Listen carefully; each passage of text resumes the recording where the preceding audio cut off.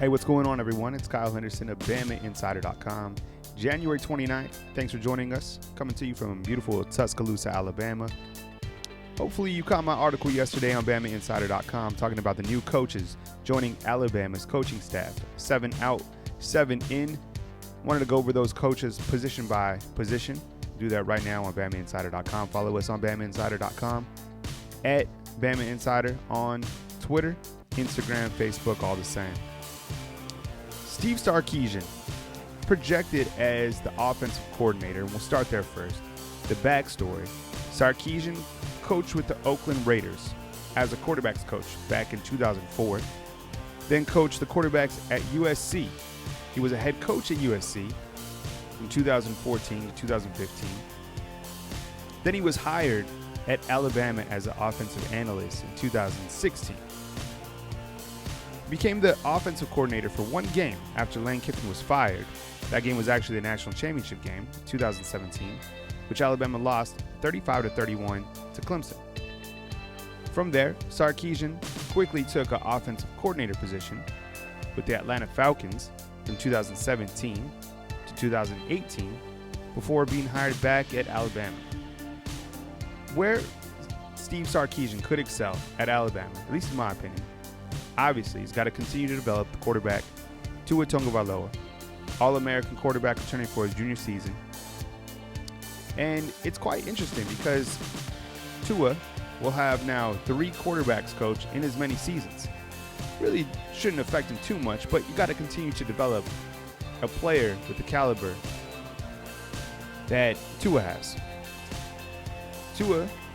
Along with Tua, Sarkisian has to also develop Tua Tagovailoa and Paul Tyson.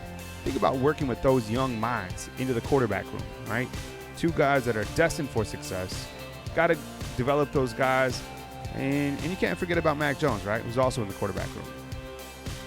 I would like to see Steve Sarkisian have more of a balanced attack this coming season working with the Alabama offense. I felt at times last season that Alabama became almost too one-dimensional and that they were just going to score quickly, rapidly, which wasn't necessarily a problem, but to put the defense on the field many times that the defense didn't have to be on the field. I felt that a little bit more clock management could have made this team really unbeatable.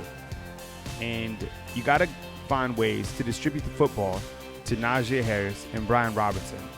In my opinion, there should never be a season where Alabama running back doesn't have 1,000 yards. I know they can spread it out, but there should be one guy that should be featured as the big-time home run hitting running back, and that's got to be Najee Harris entering the 2019 season. I think where Sarkisian could potentially fail is, if he tries to overmanage the offense, and that could be difficult because there's so much firepower returning on this team. But if he cannot find a good blend between an air attack and a power ground game, just like I said, going back to a balanced attack, I think Sarkisian could be out next January. Moving on, Kyle Flood, projected as the offensive line coach after Brent Key, the former offensive line coach, took the associate head coaching job at Georgia Tech, his alma mater. And the backstory for Kyle Flood: coached Rutgers offensive line from 2005 to 2006, became the assistant coach at Rutgers from 2009 to 2011, and he was eventually the head coach at Rutgers from 2012 to 2015. He also coached with the Atlanta Falcons most recently. He was an assistant offensive line coach from 2017 to 2018 before landing in Tuscaloosa. I think where Kyle Flood could excel at Alabama is working with a player such as Alex Leatherwood. Now remember, Alabama is going to lose Jonah Williams, their left tackle, to the NFL draft, and a player like Alex Leatherwood is likely to fill into that role. Alex Leatherwood is the type of player who could be a future NFL star, but I think he has a long way to go, and Kyle Flood certainly has to work with Alex Leatherwood.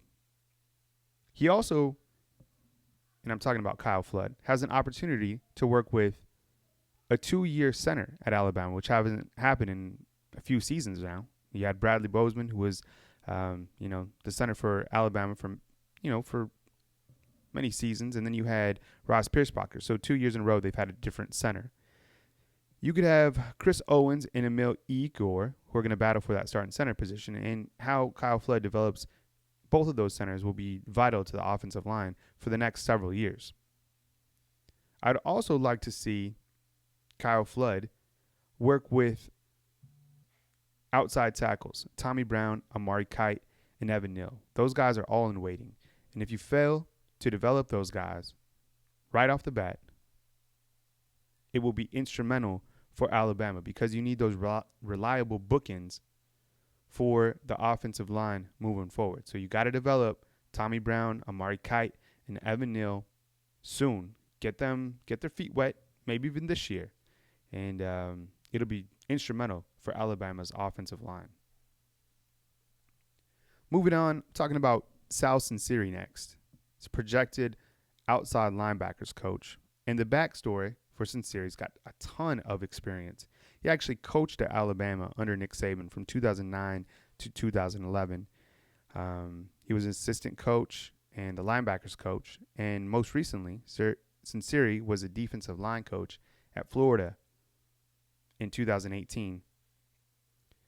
He also coached the linebackers for the Oakland Raiders from 2015 to 2017. He coached defensive ends at Florida State from 2013 to 2014. He was a defensive coordinator at Tennessee in 2012 and served as the defensive line coach for the Carolina Panthers from 2002 to 2008. That's a lot of experience. A lot of wealth and knowledge coming in. And I really like this hire because Saban clearly wanted to ignite this defense coming into the 2019 season. I really like what Saban has done on the defensive side of the ball in terms of his hires, really putting a solid defensive room together. And we'll continue to talk about that with these next coming coaches. Where Sunseri could excel is get with those outside linebackers. You have Terrell Lewis coming back, Anthony Jennings coming back. Get those guys really up to speed and really work with a player like Terrell Lewis because I think we all expect Terrell Lewis to be one of the best outside linebackers. We've been waiting for him for the past 2 seasons. He's just been injured. Work with him, get him to the quarterback. The more times he gets to the quarterback, the better. Also, work with the young guys like Yabi Anoma and Cameron Latu, 2 guys who certainly can play a good role during their sophomore seasons at Alabama. I think where he could fail is, it's going to be hard to duplicate that type of energy that Tosh Lupoi had on a daily basis, right? A lot of players that we talked to at Alabama really liked the energy and the vibe that Tosh brought. It's always fired up. Almost like a Scott Cochran, right, type hype man. So if Sunseri can't really vibe with the players and bring that hype, it could take some time for Sunseri and the outside linebackers to mesh. I think where Sunseri could also fail, and a lot of these coaches could fail, is on the recruiting trail. You have some big shoes to fulfill, replacing Tosh Lupoi. I know Tosh Lupoi wasn't regarded as one of the best X's and O's coach, and I think that led to his ultimate departure from Alabama. But he was a very good recruiter, especially on the western side of the United States for Alabama.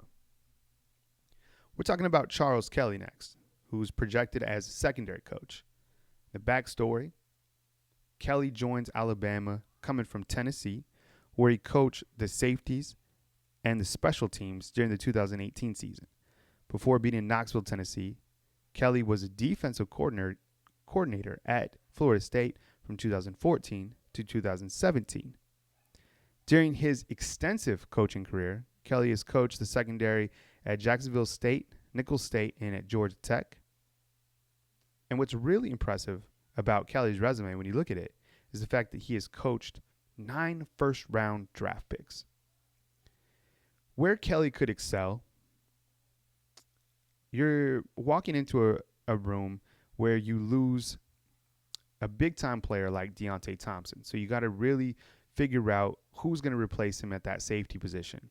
You're going to have returning safeties that include Jared Maiden, Shaheem Carter, Xavier McKinney, and Daniel Wright. So developing one of those players to replace Deontay Thompson. It's not going to be easy because Deontay Thompson He's a special player. He's a first-round draft pick type player.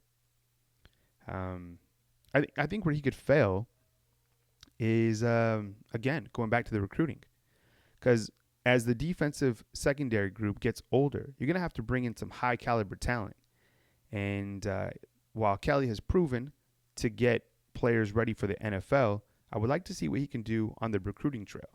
It's also going to be interesting to see how Charles Kelly can vibe working right next to Carl Scott. And I think that could be to Kelly's benefit, because if Kelly's working with the safeties, you have Carl Scott, who has proven to really do a good job with the secondary and the corners, and also do a good job on the recruiting trail. So if Kelly has any shortcomings recruiting-wise, Carl Scott will be right there to help him close those gaps recruiting-wise. Charles Huff, projected as the new running backs coach at Alabama. Really, really like this hire. He's actually good friends with Josh Gaddis. The two actually coached together from 2014 to 2017 at Penn State. And Charles Huff coached Saquon Barkley, who's done incredible things in the NFL already and was a big-time player with Penn State. He's only 35 years of age. And I think Saban also liked the fact that Huff is from Denton, Maryland. Remember, you lose Mike Locksley, who is from Maryland, known as the recruiting guru of Maryland. And you have to get some coaches who are familiar with that area. Another coach who is familiar with that area is Brian Baker, and we'll talk about him in just a few minutes. But I think his youth is going to blend well with the running back room. You have Najee Harris returning. You have Brian Robinson returning. You have new five-star Trey Sanders coming in, and you have Jerome Ford. So I really like Charles Huff working with this running back group. And obviously he could excel at Alabama by getting those running backs to the next level. And those running backs are already talented enough. But he could also excel by dipping into the DMV area and pulling some guys in and keeping that pipeline fresh. He could also make an instant impact by landing Jaron Ely out of the class of 2019. You can read more about that on the recruiting board from Andrew Bone. I think where he could fail is that he's not able to retain that pipeline into the DMV area. And it's going to be tough. I mean, there's a very fertile ground of top prospects in Maryland, the DC area. And if you can't continue to keep that as a pipeline, that's going to be a major loss for Alabama. Holman Wiggins, projected as the new wide receivers coach. Wiggins replaces Josh Gaddis as Alabama's receivers coach. And Wiggins comes from Virginia Tech, where he spent the last 3 seasons coaching the receivers, and before that he was at Memphis. Now, you got to think Wiggins coming into Alabama has got to be like a kid in a candy store, right? Working with Jerry Jeudy, Henry Ruggs, Devontae Smith, Jalen Waddle, all those guys set to return. I think there's also some added pressure because those guys are clearly going to do their thing. But replacing those guys is going to be next to impossible. Talk about the pressure of trying to recruit or find the next Jerry Jeudy, the next Henry Ruggs. These guys come around not that often. So it's pivotal that Alabama replaces 5 stars with 5 stars. I would also like to see Holman Wiggins develop players like Terrell Shavers and Xavier Williams, 2 guys that need to step up, need to get exposed to the college level this year. And I know Terrell Shavers got his feet wet a little bit, but got to find and figure out how to get him the football inside the red zone. So maybe him working with Steve Sarkisian to get Shavers some more targets inside the red zone. I'd like to see that moving forward. Brian Baker, lastly, he's added most recently. He's projected as a defensive line coach and possibly co-defensive coordinator. He's got a wealth of experience. He's also from Baltimore, Maryland, which I think bodes well with keeping that pipeline fresh between Tuscaloosa and the DMV area. He's been coaching since 1984. He actually coached at Maryland. From there, Baker has coached at the college level, but mostly in the NFL, which I think is great, and I'll tell you why here in a second. He's coached with the Chargers, the Detroit Lions, Minnesota Vikings, the Rams, the Panthers, and the Dallas Cowboys, all as a defensive line coach.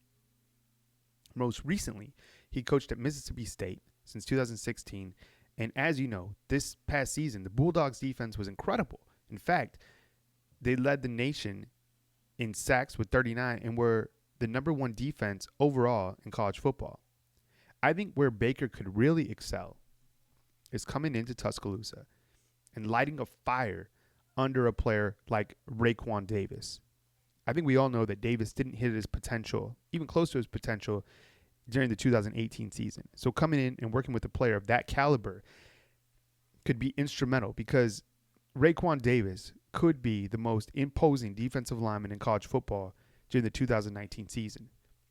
Where he could fail in a couple areas: not finding a defensive tackle to replace Quinnen Williams, right? He's going to be working with Fedarian Mathis and Christian Barmore and DJ Dell, but preparing a defensive tackle to rise to the occasion, or finding someone new within that defensive line to step up and replace a defensive tackle who's been so dangerous the past couple seasons, from Deron Payne and then to Quinnen Williams. Those are 2 first-round draft picks. I also think that Baker could fail in recruiting, just as I've continued to mention.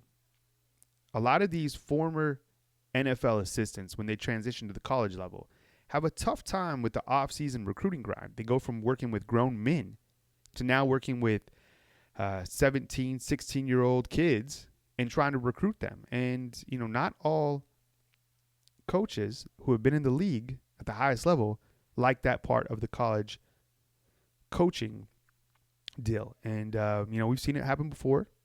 And it'll be interesting to see if Brian Baker can make that transition and how effective he'll be recruiting the next 4 and 5 stars for Alabama football. But again, thank you for joining me today. My name is Kyle Henderson of BamaInsider.com. You can catch more of our coverage on BamaInsider.com. Follow us on Twitter, Bama Insider. My email is kyle@BamaInsider.com if you have any questions. Thank you for following us on our YouTube channel. We'll have more content continuing to be posted on this page as we continue for signing day, which is next Wednesday. We're also going to be gearing up for the NFL Combine, the NFL Draft, and then we'll move right into spring football. So there's plenty of coverage coming to you on BamaInsider.com. From beautiful Tuscaloosa, Alabama, this is the BamaInsider.com YouTube channel. My name's Kyle Henderson. Thanks for watching, and we'll catch you next time.